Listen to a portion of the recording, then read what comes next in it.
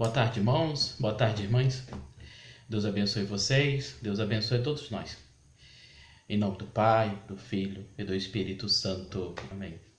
O Deus da esperança, que nos cumula de toda alegria e paz em nossa fé, pela força do Espírito Santo, esteja sempre convosco.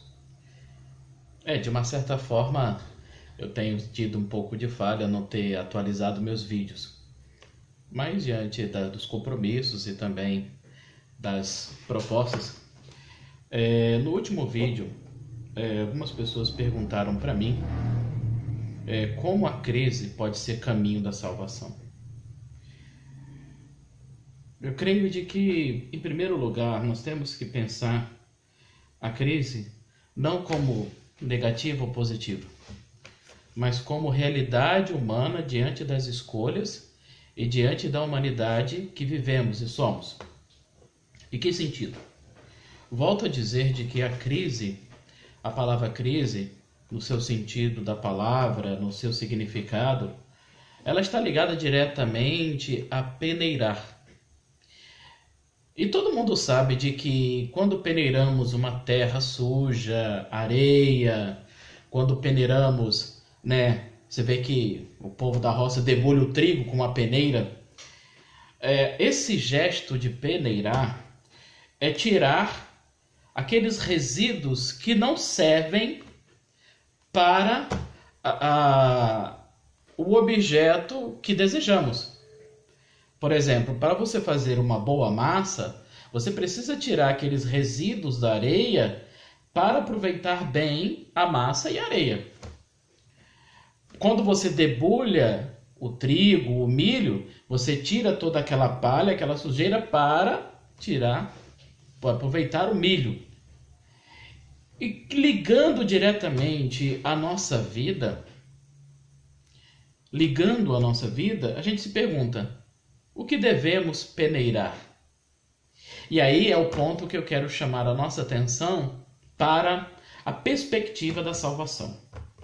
A crise como salvação, a crise como caminho de salvação, ou seja, sem crise ninguém se salva, é na perspectiva de que devemos peneirar aquilo que nos atrapalha, aquilo que nos impede de viver o Evangelho do Senhor e aquilo que também nos impede de ver melhor a escolha que nós fizemos. Existe uma frase que é muito conhecida que faz a gente refletir sobre isso. Uma delas existe uma diferença entre conhecer o caminho e trilhar o caminho. Estamos numa época celebrando São Pedro. Essa semana eu fiz lives na comunidade. Essa semana eu fiz alguns estudos com a comunidade. E um dos textos que me intrigou a própria comunidade, foi o texto, do capítulo 26 de Mateus, onde Pedro está do lado de fora. Pedro está observando de longe a condenação de nosso Senhor Jesus Cristo. Nesse texto, apresenta-se diversas indagações, interrogações por parte de outras pessoas a Pedro. E Pedro nega Jesus 3 vezes e diversas vezes. Mas existe uma frase que me chamou muita atenção e que eu quero trazer como reflexão diante dessa perspectiva da crise. Uma das pessoas questiona Pedro e diz: você não é conhecido dele? Você não conhece dele? O seu sotaque não mente. A palavra sotaque todo mundo conhece, que ela reflete diretamente as culturas, a realidade das pessoas. Por exemplo, todo mundo sabe de que seu sotaque diz isso, seu sotaque diz aquilo, diz que você é de Minas Gerais, que você é de São Paulo, seja o que for.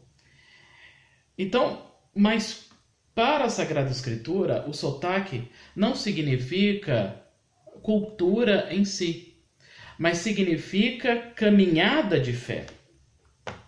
Irmãos, lembram-se e se recordem de que Pedro, no início da sua caminhada, ele decidiu seguir Jesus Cristo. Se ele decidiu seguir Jesus Cristo, ele decidiu que o Cristo, a sua vida, a sua história, deveria ser sinal, deveria ser também sua história. Em outras palavras, Pedro, ele decidiu ser sinal, sacramento de Cristo no meio do povo. E para isso ele tinha necessidade de conhecer melhor a história de Jesus. Daí que a narração dos evangelistas mostra muito bem clara de que diante das dificuldades, diante da caminhada, diante da realidade de Pedro, ele pouco a pouco foi entendendo a sua escolha, mas ao mesmo tempo ele foi descobrindo, peneirando, tendo crise para descobrir o verdadeiro caminho da salvação. Porque a palavra salvação não significa, de uma certa forma, salvar tua alma, uma vaga no céu. Mas a salvação significa claramente uma transformação quase total da vida humana. Ou seja, se a vida humana deve ser sinal do Cristo, deve ser sinal de Deus, ela precisa entrar em crise. E entrando em crise, ela vai peneirando aquilo que impede a vida ser testemunha do Cristo. Então, dentro dessa perspectiva, resumidamente falando, se nós não tivermos crises, se nós não peneirarmos em nossas vidas para podermos entender e trilhar o caminho da salvação, que discípulos nós seremos? Que vivência do Evangelho teremos? Assim, posso dizer com clareza de que só entenderemos o nosso discipulado, só entenderemos a salvação dada por Cristo se tivermos crise, peneirarmos aquilo que nos impede de caminhar com o Senhor. E essa pandemia, meus irmãos e minhas irmãs, está refletindo sobre isso, de que a nossa crise maior é pensar de que o mundo da economia, o mundo dos gastos, o de sair para lá e para cá, sem rumo, sem eira nem beira, é o sentido da humanidade. E isso está revelando de que não é assim. Portanto, vamos pensar um pouco nesse sentido, nesse espírito, de que a crise como aquele sentimento mais profundo de que nos leva a entender a escolha que nós fazemos. E para finalizar essa questão e esse vídeo que eu coloco, um grande teólogo dos nossos tempos, chamado Eduard Schillebeeck, ele que durante toda a sua história, durante toda a sua reflexão e produção teológica, ele sempre teve a preocupação de mostrar de que, a partir das experiências humanas, da história da humanidade, vai se revelando o Cristo como sacramento de salvação. Ou seja, a partir do mundo se encontra a salvação. E ele tinha um grande axioma: fora do mundo não há salvação. Ou seja, sem crise não temos salvação. Então que Deus abençoe todos vocês, nos abençoe e nos guarde, fortaleça a nossa vida. E de que, através do Evangelho, possamos entender o verdadeiro sentido do discipulado de nosso Senhor Jesus Cristo.